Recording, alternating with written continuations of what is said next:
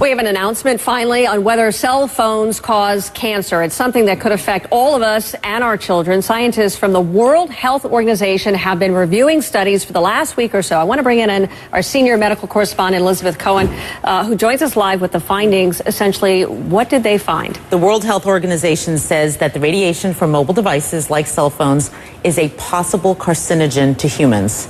This is a very big deal because you and I have done segments about this before. Sure. It has gone back and forth. And this is really the first time that a large group, and it doesn't get any more sort of prestigious in many ways than the W.H.O, to say that it's a possible carcinogen. It puts it in the company of several other kinds of things. And so I want to tell you what it is, and I think that might give people an idea of what we're talking about. It puts it in the company of things like lead is also a possible carcinogen, according to the WHO, as well as engine exhaust and chloroform. So that sort of gives you an idea of the kind of risk that we're talking about here. So I can't help but ask, I mean, should we be alarmed? Should we be freaking out over this information? You know what? I really hope that people who are listening to me are not freaked out. For two reasons. One, they won't do the right thing, and we'll talk about what the right thing is in a minute. And two, they'll panic, and that's kind of silly because all these years we've been on cell phones and holding them to our heads, which is what we're talking about as being bad. That's done. You can't do anything about that. And if you're on the phone right now, you don't need to drop it. You know, it's not that kind of a carcinogen. It's a kind of a carcinogen, or allegedly, possibly, that would build up over time. One phone call, doctors tell me, is not going to give you cancer. So what should we be doing? With this new information, what on earth should we be doing now? We are so lucky that there is something that we can do, because a lot of medical problems we can't, but we're lucky that there is something, and I am holding it in my hands right now. You use a device to keep that phone away from your head. Okay, I'm going to make it very simple. This is what experts that I talk to don't want you to do. This radiation is very close to your head. The minute that you put one of these in, you can hold the phone at a distance. At this distance, that radiation is dissipating. It's not going to affect you very much, if at all. Hold it away from your head, which means using a wired piece like this or a Bluetooth, or put it on speakerphone.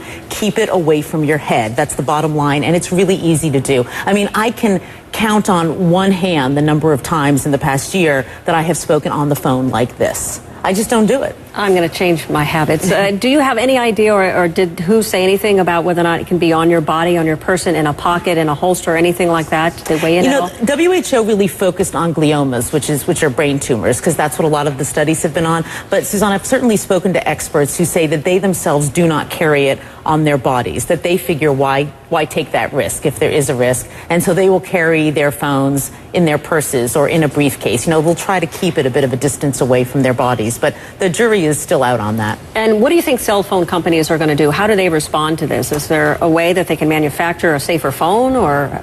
Right, we're seeking a response from the CTIA, which is the industry group, and I think what could happen is that people like the FCC, or other groups like that in other countries might say, this is important what the WHO is saying, and so maybe we ought to tell cell phone companies to make phones with lower radiation.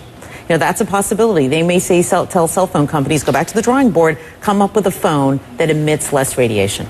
So bottom line, for those who are watching and who've wondered about whether or not this causes cancer, right, it's all about keeping it away from your head. Right. The WHO says possibly. So experts I've talked to say, why in the world would you take the risk? Keep it away from your head by using some kind of an earpiece.